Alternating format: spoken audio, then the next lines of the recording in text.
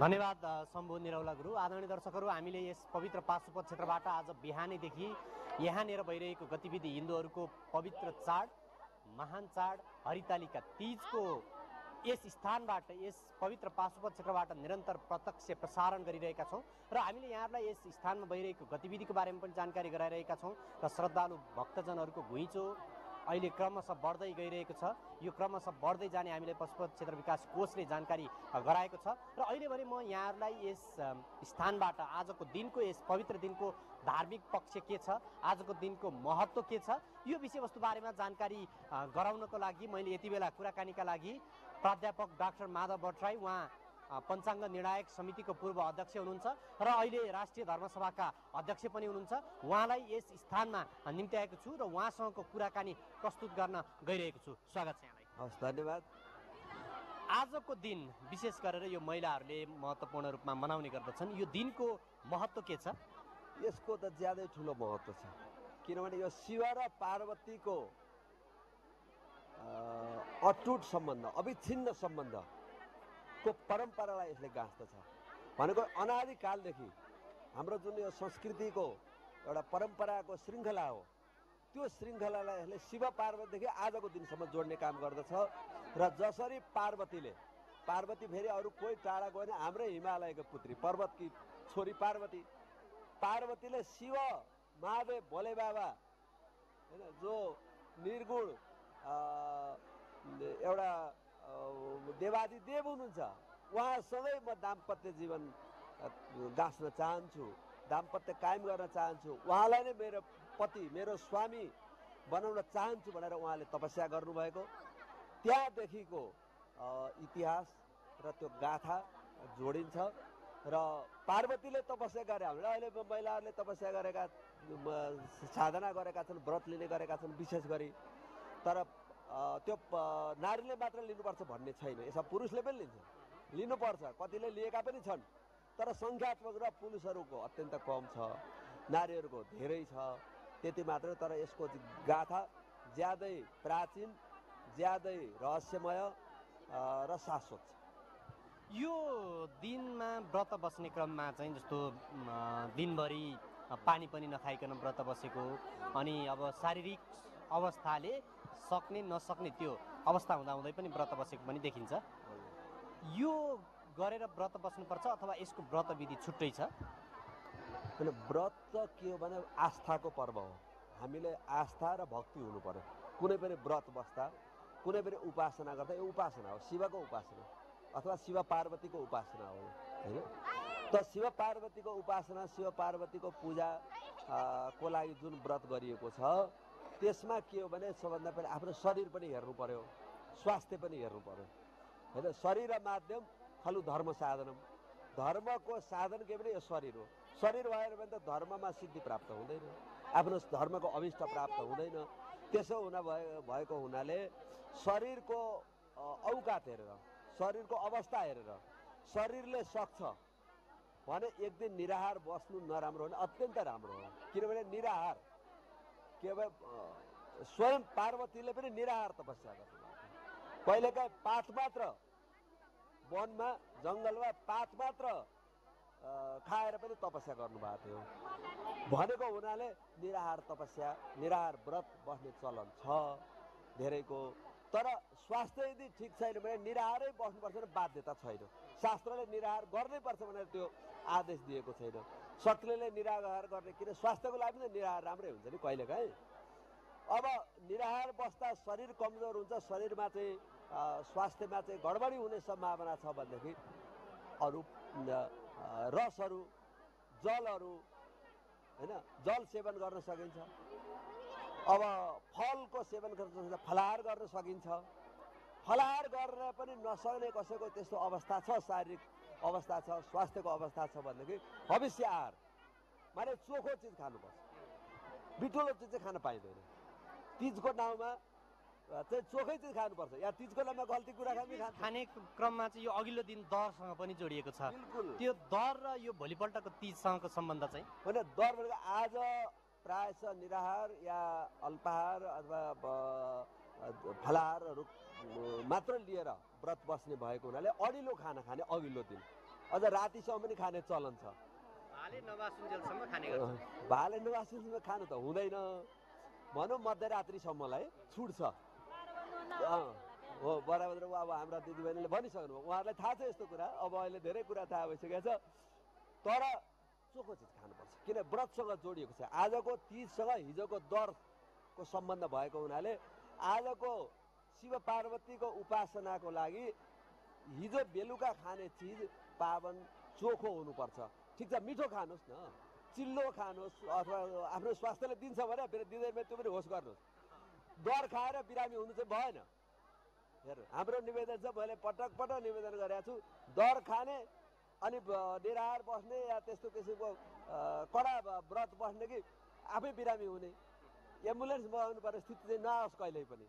त्यो होस् गरेर के गर्नुपर्छ भने चोखो चिज खाने, अडिलो चिज खाने, मुख्य कुरा चाहिँ त्यो हो। र मिठो चिज पनि खाने, के अरे आफ्ना माइतीमा मावलीमा दिदीबहिनीहरूसँग बसेर रमाइलो गरेर, किनभने यो हाम्रा पर्वहरू यो बिल्कुल कोरा तपस्याको लागि मात्र नै, अलिकति मनोरञ्जन पनि दिन्छ यसले। यो वेदना फुकाउने दिन पनिको रूपमा पनि हामी यस्ता पर्वलाई लिन सक्छौँ। त्यसो भएको हुनाले खुसियालीसित खाने। यो दर खाने सिलसिलामा चाहिँ जस्तो माइती पक्षले आफ्नो चेलीबेटीलाई घरमा बोलाउने होइन, अनि त्यस पछाडि खुवाउने, त्योसँग पनि सम्बन्धित। किनभने हामीले पौराणिक इतिहास हेऱ्यौँ, कथा हेऱ्यौँ भनेदेखि चाहिँ अब भगवान् शिवलाई पतिको रूपमा पार्वतीले प्राप्त गरौँ अथवा पतिको दीर्घायु होस् भनेर, र अविवाहितहरूले भगवान् शिव जत्तिकै पति प्राप्त गरौँ भन्ने कथासँग जोडिने, अनि यतापट्टि विवाहिताहरूलाई माइत बोलाएर दर खान दिनेसँग चाहिँ के सम्बन्ध छ? होइन, यो त के भने नारी भनेको गृहलक्ष्मी हो। अब जस्तो केही अरू मैले कसैलाई लान्छ लाउनु खोज्दा कसैको के छ भने नारीलाई एउटा भोग्य वस्तुको रूपमा प्रयोग गर्ने पनि चलन छ कुनै कुनै संस्कृतिमा, अरू ठाउँमा, अरू देशमा। तर हाम्रोमा के छ, नारीलाई जुन दिन घरमा भित्र्याइन्छ त्यो घरकी सासूले बुहारीलाई घरको तालो साँझा जिम्मा दिनुपर्छ, हो कि? र गृहलक्ष्मी भाइ, गृहलक्ष्मीले चाहिँ घर जिम्मा लिनु पर्यो, घर छोड्न पाइएन होइन। सासु ससुरा होलान्, श्रीमान होलान्, अब पछि केटाकेटी छोराछोरी होलान्, घरको श्री सम्पत्ति उसको हातमा छ, अब घर छोडेर हिँड्न पाएन, अब के गर्ने भन्दाखेरि त अरू बेला पाइएन। कमसे कम तीजको समयमा 2 दिन 4 दिन हेरे, अब कसैको त एकै दिन पो गएर आउने पनि होला, कसैले 1-2 दिन बस्ने होला। तर हाम्रो यहाँ पहिल्यैदेखि अरू बेला घरको असाध्यै कडा काम गर्नुपर्ने, किन घर आफूले नगर्दा अरूको लागि गरे भने आफ्नै घर बलियो बनाउन, राम्रो बनाउनु गरे हो। गर्दाखेरि फुर्सद नहुने, व्यस्तता हुने, अनि के गर्ने भने कमसेकम तीजमा चाहिँ छुट दिनुपर्ने। त्यो भएको हुनाले माइतीहरूसँग भेटघाट पनि हुने, इष्टमित्रसँग भेटघाट पनि हुने, अब मनोरञ्जन पनि हुने, मनका वेदना पनि फुकाउन पाइने। सङ्गिनी सुन्यौँ नि हामीले ठाउँ ठाउँमा, अब सङ्गिनीको परम्परा पहिले जस्तो छैन, घट्दै गयो होइन। अहिले त कसले सङ्गिनी गायो, यसमा गीत गायो भने शिव पार्वतीको कुरा गर्ने, संविधानको कुरा गर्ने चलन पनि आयो अहिले होइन। त्यो विकृतिहरू भयो, त्यो जरुरी छैन। संविधानको त संविधान सभा छ नि त, अरू ठाउँमा त राजनीतिक क्षेत्र फिट सुन्नै हो। तर यसमा के भने बिल्कुल सांस्कृतिक र धार्मिक दृष्टिकोणले यसलाई मनाउनुपर्छ। र वेदना उकुस मुकुस होइन, जो पीडाहरू वर्ष दिनमा अरू बेला फुर्सद नपाएका पीडा, अथवा कहिलेकाहीँ पहिला बुहार्तन भनिन्थ्यो, सासूले अलिकति दुःख दिने चलन पनि थियो कुनै बेला। त्यस बेला पनि के थियो भने तीजको बेलामा गएर चाहिँ मन फुकाएर ढक खोलेर चाहिँ गीत गाउने, सगिनी गाउने, नाच्ने। त्यो नाच्दा पनि एउटा जुन शरीरमा एउटा स्फूर्ति पैदा हुन्छ, त्यसो हुनाले त्यो परम्परा कायम भएको हो। यसमा हाम्रो के भने संस्कृति, धर्म, अझ साँच्चै भनौँ भने उपासनाको कुरा गर्दा अध्यात्मसँग पनि यसको सम्बन्ध छ, र मनोरञ्जन पनि यसले दिन्छ। यी सबै दृष्टिकोणले, सामाजिक दृष्टिकोणले, आध्यात्मिक धार्मिक दृष्टिकोणले समेत यो तीजको परम्परा चाहिँ ज्यादै महनीय रहेको छ हाम्रो समाजमा। यो तीजको सिलसिलामा दर खाने जुन प्रचलन छ, त्यो दर खाने प्रचलनमा चाहिँ के छ भने करिब 15 दिन महिना दिन अगाडिदेखि नै महिला दिदीबहिनीहरू कहीँ ठाउँ विशेषमा जम्मा हुने, दर खाने होइन। अनि त्यस पछाडि अब त्यो अघिल्लो दिन गर्न पर्ने अथवा त्यो हुन पर्नेमा 15-20 दिन अगाडि नै त्यसरी जम्मा हुने, नाच्नेलाई चाहिँ अब उहाँहरूमा आएको एउटा जागरुकताको रूपमा लिने अथवा यो चाहिँ विकृतिको रूपमा लिने? यसलाई यो विकृति हो। किनभने साउन 1 गते, यो 4 वर्ष भयो होला, 4 वर्षको अगाडि मेरै घरमा तीजको उपहार भनेर साउन 1 गते आयो सुरापते। त्यो बिल्कुल विकृति हो। अनि मैले त के भने अब तपाईँहरू जस्तो मिडियामा कुरा गर्दाखेरि सञ्चार माध्यममा कुरा गर्दाखेरि म पात्रोमा सही गर्ने मान्छे, म अब के भने साउन्ड लगाएपछि अब दर सुरु भयो भनेर लेखिदिने। जबकि अहिले के लेखेको छ भने तीजको अघिल्लो दिन दर खाने दिन भनेर लेखेकै छ। एक दिन लेखिया हुन्छ त एक दिनको ठाउँमा ठिक छ माइती जाँदा 2 दिन अगाडि जानुभयो, 4 दिन अगाडि जानुभयो, रमाइलो गर्नुभयो, त्यो अर्कै कुरा, 5-7 दिनलाई छुट्छ। तर महिना दिन अथवा अझ बढी अथवा 2 हप्ता पहिले त्यसमाथि गएर के भने रिसोर्टमा गएर दर खाने, अनि खान हुने नहुने सबै कुरा विचार नगर्ने, जे पनि खाइदिने। अब रिसोर्टमा गएर खाएपछि होइन, मैले थाहा छ यहाँबाट काठमाडौँबाट नगरकोटमा गएर दर खान गएका, गोदावरीको रिसोर्टमा गएर दर खान गएका पनि थाहा छ। अहिले कम भएको छ त्यो। अहिले अब यो साल त हामीलाई पीडा पनि छ अलिकति, किनभने भूकम्पको बेला छ, त्यसपछि गएर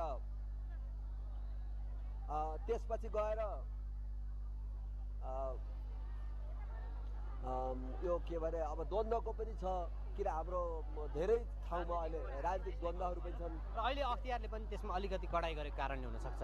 अब मैले अर्को प्रसङ्ग जस्तो तीजमा चाहिँ भगवान शिवको आराधना गर्ने होइन, त्योसँग जोडिन्छ। अनि यसको नाम हेर्दाखेरि चाहिँ हरितालिका तीज भनिन्छ क्या, शब्दको रूपमा हेर्दाखेरि चाहिँ हरितालिका तीज र यो शब्दसँग चाहिँ यसको कसरी सामेल? हरिता आली होइन, साथीहरूले शिवजीलाई पार्वतीले के भने उहाँलाई नै मेरो पति हुनुपर्छ भनेर उहाँले चाहिँ हट गर्न थाल्नुभयो। अरूसँग मेरो कुनै सम्बन्ध हुन सक्दैन। अब भनेपछि के भने घरमा भनौँ उहाँ त हिमालय पुत्री, हाम्रो हिमालकी छोरी हो, अनि बाबुआमाले त्यसमा निषेध गर्न थाले। हेर यत्रो हाम्रो महिमा छ, तिमीहरू यसरी भोकै तपस्या गर्ने, के व्रत गर्ने, हामीलाई बडा दुःख हुन्छ भनेपछि साथीहरूले उसलाई के भने उसलाई हरण गरेर लुकाएर लगेर जङ्गलमा तपस्यामा लगिदिए है। अनि उही साथीहरूले चाहिँ त्यो उसलाई संरक्षण दिए, माने सहयोग पनि गरे तपस्यामा। पछि भगवान् शङ्करले ती आफू उपस्थित भएर पहिले त उहाँको परीक्षा गर्नुभयो। त्यस्तो जोगी होइन, खरानी घसेको, नाङ्गै भुतुङ्गै त्यस्तासँग पनि तिमीले चाहिँ सम्बन्ध जोड्छु भने तपस्या गर्नुहुन्छ भन्दाखेरि उहाँले मान्नै मान्नु भएन। म कुनै हालतमा उहाँ बाहेक अरूसँग मेरो सम्बन्ध हुन सक्दैन भनेपछि उहाँले आफ्नो रूप प्रत्यक्ष दर्शनमा देखाउनु भयो र सम्बन्ध भयो। र यसरी साथीहरूले, आली भनेको साथी है, सगिनेहरू, साथीहरू, सखीहरूले उहाँलाई लुकाएर अथवा हरण गरेर जङ्गलमा लगेर तपस्या गर्ने काममा सहयोग गरेको हुनाले त्यो बेलादेखिको परम्परा हुँदाखेरि हरितालिका तीज भनेको त तृतीयालाई चाहिँ अब अपभ्रंशवा तीज भयो। यो भाद्र शुक्ल तृतीया आजको दिन, र यसरी यसको परम्परा रहेको हरितालिका, त्यस कारणले त्यो नाम रहेको हो। एउटा शास्त्रीय यो शब्द पनि हो, हाम्रा शास्त्रहरूमा हरितालिका शब्दको प्रयोग छ। यो आजको दिनमा जे जति महिला दिदीबहिनीहरूले, आमाहरूले जसले व्रत बस्नुहुन्छ त्यसको विधि के हुन्छ? बिहान उठेर के गर्ने, त्यस पछाडि के गर्ने, कसरी आजको दिन व्रत बस्नुपर्छ? यो त के भने अब अघिल्लो दिन दर खाने, यो के भने आजको व्रतको लागि अघिल्लो दिन अढिलो मिठो मसिनो खाने, सबैसँग मिलेर रमाइलो पनि गरेर खाने, त्यो भइहाल्यो। आज बहुत राति नै सबैले उठेर स्नान नित्यकर्म सकेर भगवान् शङ्करको पूजा उपासना गर्ने। अनि अब त्यो पूजा गर्दाखेरिको विधि त्यो आफ्नो गच्छे अनुसार को हुन्छ। त्यो चाहिँ खालि फुलपाती अक्षता चन्दन मात्रै पनि गरे हुन्छ, पञ्चोपचार भनौँ न जसलाई, अथवा अलिक गर्ने 10 किसिमका सामग्रीहरू जोडेर पूजा गर्ने, 16 किसिमका सम्म सामानहरू पूजा गर्ने, त्यो 16 किसिमका सामानहरू जुटाएर भगवान् शङ्करको पूजा गर्ने। अथवा त्योभन्दा बढी नानोपचार, राजोपचार, जस्तो राजाको माने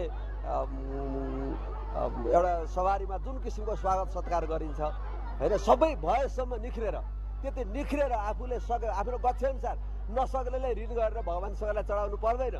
तर सक्नेले त वस्त्र पनि चढाउनु पर्यो होइन, दक्षिणा पनि राम्रै चढाउनु पर्यो होइन, सकिन्छ भने आभूषण पनि चढाए भयो। तर नसक्नेले त्यो कर छैन, किनभने यथाशक्ति यथाभक्ति हाम्रो मान्यता छ।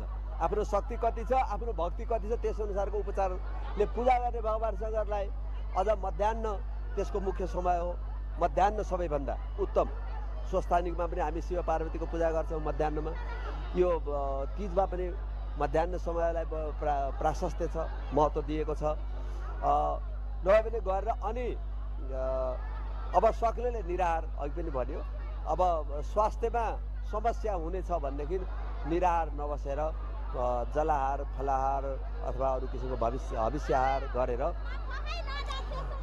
तर चोखो खानु पर्यो। जुन हाम्रो परम्पराले जुन कुरा निषेध गरेको छ त्यो खानु भएन। त्यो चाहिँ त्यो तोकिएका कुराहरू छन् र त्यसरी पूजा गर्ने, बेलुकासम्म शङ्करको व्रत गर्ने। अब कति मान्छेले राति खान्छ, तर कसैले भोलि बिहान फेरि तिजको पूजा लगाएर अनि खान्छ। यो व्रत र यो चाहिँ नि कुराहरूमा जस्तो रातो कपडाहरू विशेष गरेर उहाँहरूले लगाउनुहुन्छ होइन, त्यसको साउनमा हरियो लगाउनुहुन्छ, यो तिजमा आए पछाडि रातो जोडिन्छ, त्यसको चाहिँ के सम्बन्ध छ? अनि साउनमा पनि त्यो के भने प्रकृतिसँग म्याच गर्न हरियो लगाएको। साउनमा त चारैतिर हरियाली छ, रुख बोट पाउला वनस्पतिमा हरियाली छ, हरियो लगाए। त्यो शास्त्रीय होइन, त्यो सामाजिक हो। तिजमा चाहिँ के हो भने यो शास्त्रीय हो, रातो लाउनुपर्छ। रातोलाई प्राथमिकता, किन देवो भूत्वा देवम यजेत, जुन देवताको पूजा गर्ने हो। अहिले पार्वतीको पूजा गर्दैछौँ, दाम्पत्यार्थे उमाम सती, दाम्पत्य जीवन गाढा होस्, सफल होस् भनेर पूजा गर्ने हो, व्रत बस्ने हो होइन। त्यस कारणले अब पार्वतीको वस्त्र के थियो? रातो नै थियो होइन, रातो। र हामीले दुर्गाको पूजा गर्दा, शक्तिको पूजा गर्दा के गर्छौँ? रातो नै लगाउँछौँ। उहाँलाई चढाउनु पनि रातो, आफूले लगाउनु पनि रातो। जस्तो देवताको स्वरूप छ, जुन देवताको पूजा गर्छौँ, बिल्कुल भोले बाबाको मात्रै पूजा गर्नु भने हामीले सेतो लाए पनि भयो, पहेँल लाए पनि भयो। तर यहाँ पार्वतीलाई महत्त्व दिइरहेछ, त्यस कारणले हामीले रातो लगाएको। र महिलाहरूले, दिदीबहिनीले रातो लाउनु यो स्वाभाविक हो। र शास्त्रको हिसाबले पनि जुन देवताको पूजा गर्ने हो त्यही देवताको जस्तो पहिरन वेशभूषा लगाउनु भनेको हो। यो रातो लगाइरहँदाखेरि त्यहाँ गहनाहरू पनि अलि बढी मात्रामा लगाउने, अनि अब न्युजमा बेलुकातिरसम्म आइसक्ला, सम्भवतः आज पनि आउँछ, यस्तो भयो उस्तो भयो भन्ने किसिमको, त्योसँग पनि सम्बन्ध छ? गहना भनेको फेसनको रूपमा लाउनु आवश्यक छैन। माने नक्कल, मेरो फलानु लायो, मेरो छिमेकीले यस्तो लायो, त्यो आवश्यक छैन। किन हामी त भगवतीको अथवा भगवानको पूजा भक्तिसँग हामी सम्बन्धित छौँ भने अर्को छिमेकीले के लायो, तर मान्छेको फेसन, उसले लायो भने उसले चाहिँ यत्रो पोते लायो, म अलिकति ठुलो लाउनु पाए हुन्थ्यो, त्यो मान्छेको प्रवृत्ति हो। तर सकेसम्म भिडभाडमा जाँदाखेरि धेरै गहना लाउने यो प्रवृत्ति एउटा सामाजिक हिसाबले पनि उपयुक्त छैन, किन त्यो घटना घट्छन्। त्यसो भएको हुनाले सामान्य किसिमको लाउने त्यो ठिकै हो, तर फेसनको रूपमा लाउँदाखेरि के हो भने अनेक प्रकारका समस्याहरू पनि आउन सक्ने भएको हुनाले त्यसरी प्रतिस्पर्धा, यसलाई अस्वस्थ प्रतिस्पर्धा भन्छ। भनौँ यो महिनौ दिन अगाडिदेखि तिजको सामान बाँड्ने पनि एउटा अस्वस्थ परम्परा बस्न लागिसकेका थियो, अहिले रोकिँदै गयो। अब यो गहना पनि त्यसरी देखाउने, यो अर्कालाई देखाउनको लागि गहना लाउने होइन, तपाईँ एउटा सामान्य श्रृङ्गारको रूपमा सामान्य गहना लाउनु र त्यसबाट आफू चनाखो हुने। किन आफू यो भिडभाडमा मान्छेका अनेक किसिमका सोचाइ हुन सक्छन्, त्यस कारणले आफूले जहिले पनि सतर्क भएर त्यो भिडभाडमा जाँदाखेरि त्यसै किसिमको गहना लाउने अथवा त्यो ठिक्क मात्रै थोरै मात्रै गहना लाउने, त्यो पनि लुकाएर लगाउने होइन। अब दिदीबहिनीमा घरमा चाहिँ दर खाँदाखेरि 7जना 10जना छन् भने त्यतिखेर देखाएर लगायो, अब लगायो भयो, त्यहाँदेखि त कुनै भय छैन नि त्यहाँ त। तर यस्तो भिडभाडमा आउँदा चाहिँ के भने मेलामा जाँदा, पशुपतिनाथमा आउँदा अथवा कुनै पनि मन्दिरमा जाँदा, पर्वमा मेलामा जाँदा खास गरी यो गहना लगाएर, धेरै गहना लगाएर प्रदर्शन गरेर जानु ठिक होइन। र यो शास्त्रले लाउनुपर्छ भन्ने यस्तो गरेका छैन, तर एउटा सौभाग्यको प्रतीकको रूपमा संक्षिप्त केही गहना लाउन ठिक हुन्छ। म यो सांस्कृतिक पक्षपछि फेरि त्यो धार्मिक पक्षतिरै फर्किन्छु। जस्तो हामीले जब श्री स्वस्थानीको कथाहरू पढ्छौँ पछि, त्यसमा पनि यो भगवती पार्वतीले महादेवलाई पति पाउनको लागि यो व्रत बसेको भन्ने किसिमको कुराहरू पनि जोडिन्छ त्यसमा पनि। अब यो दिनको पनि जोडिन्छ भन्न खोजेको, यो दिन र त्यो बेलाको पनि सम्बन्ध छ त्यसमा भने यो तिथिमा यो समयमा गरेको हुनाले पार्वतीले बस्नु भएको हुनाले यो भएको भनेर भन्ने छ। अब यसै सिलसिलामा हाम्रो अलिकति फरक पनि छ। कसैले केही दिन अगाडि जस्तो यहाँ गौरा पर्व मनाइन्छ हाम्रो पश्चिममा, त्यो चाहिँ अलिकति पहिले हुन्छ, कहिले यतिखेर पनि हुन्छ होइन। त्यो चाहिँ त्यो केही त्यो ग्रह गतिसँग त्यसको सम्बन्ध छ। त्यहाँ पनि शिव पार्वतीकै पूजा हो, गौरा होइन, गौरीबाटै गौरा भयो। र यो समयमा उहाँले उपासना गरेको हुनाले नै यो समय रोजिएको हो होइन। यी सबै पर्वहरू जस्तो दसैँको पनि त्यही हो, तिहारको पनि त्यही हो होइन। तिहारमा पनि किनभने यम पञ्चकमा चाहिँ यमुनाले यमराजलाई बोलाएर सम्मान गरेको। अब यी सबै जति पनि हाम्रा पर्वहरू छन् नि, त्यसको हाम्रो प्राचीन इतिहाससँग सम्बन्ध राख्दछ। त्यसो भएको हुनाले यी सबैको पछाडि एउटा गूढ रहस्य लुकिरहेको छ। र त्यसै हुन नभए जथाभावी जुनसुकै दिन गरेर मतलब छैन। र आजको दिन गरेको उपासनाको जुन महत्त्व छ, अर्को दिन गरेको उपासना त्यो महत्त्व हुँदैन। यो आजको दिन जसले उपासना गरेका छन्, जसले गरिरहेका छन् र गर्ने क्रममा छन्, उनीहरूले यो व्रतविधि समाप्त गर्दा, बेलुका समाप्त गर्दा के कस्तो प्रक्रिया अपनाउँदा राम्रो हुन्छ? अब त्यो त के भने मैले निवेदन गरेँ, आफ्नो औकात अनुसारको उपचारले पूजा गर्ने। अब त्यसका विधिका पुस्तक पनि पाइन्छ, पद्धतिका होइन, हरितालिका पूजा पद्धति नै पाइन्छ। पण्डितजीहरूले पनि गराउँछन्।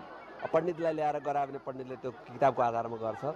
अब होइन भनेर भनेदेखि आफ्नो शक्तिले, मुख्य कुरा यसको शर्त के हो भने भगवानको पूजा गर्ने, उपासना गर्ने, व्रत गर्ने, यी सबैको मूल शर्त भनेको श्रद्धा र भक्ति हो।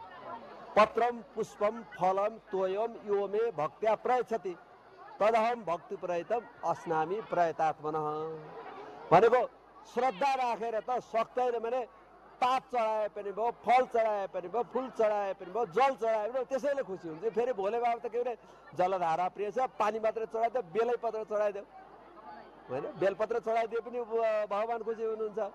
अब पार्वतीलाई पनि त्यही हो, कुनै पनि देवताको पूजा गर्दा सबभन्दा पहिलो र प्रमुख शर्त हो श्रद्धा र भक्ति। श्रद्धा र भक्ति छ भने अरू कुरा चाहिँ त्यसको तुलनामा गौण हुन्।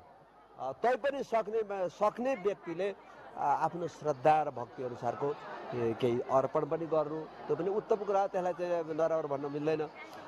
तर अनिवार्य होइन, यति चढाउनै पर्छ, यति भेटी चढाउनै पर्छ, यस्तो वस्त्र अलङ्कार चढाउनु पर्छ भन्ने छैन। यो आजको दिन, यो तृतीयाको दिन तीज मनाएपछि अब लगत्तै पञ्चमी आउँछ, त्यो दिनको पनि महत्त्व छ। यो दिनसँग त्यो पनि जोडिन्छ।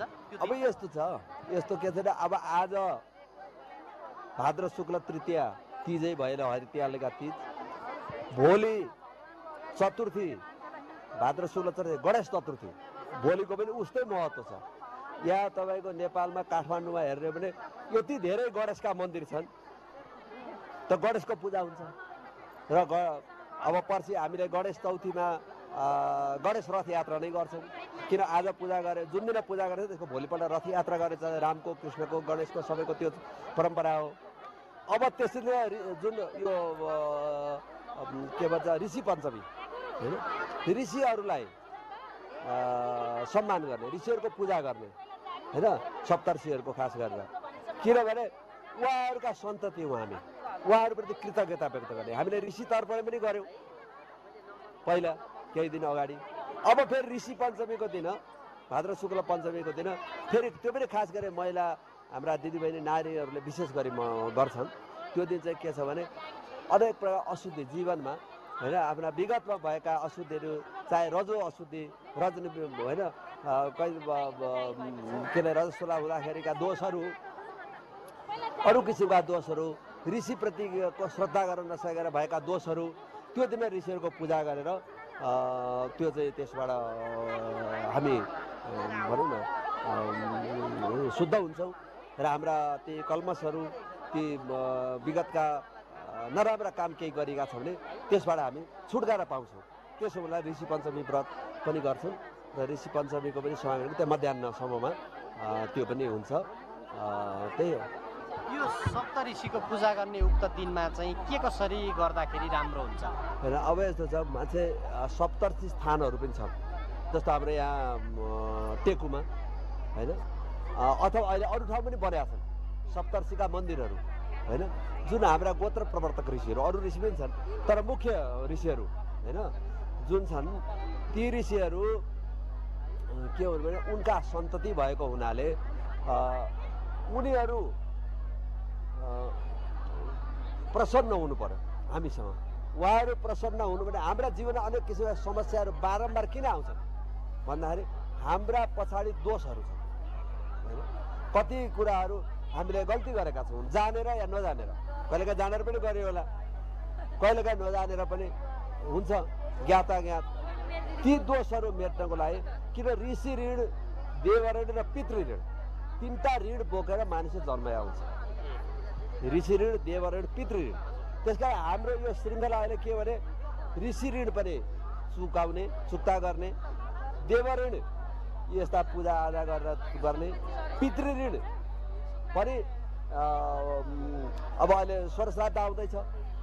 पहिला स्वरश्राद्धमा पितृहरूको पूजा तर्पण गरेर होइन पितृलाई शान्त सिद्ध पुऱ्याएर र सन्ततिहरू उत्पन्न गरेर सन्तति उत्पन्न गर्नु पनि एउटा ऋणबाट मुक्त हुनु हो, पितृ ऋणबाट।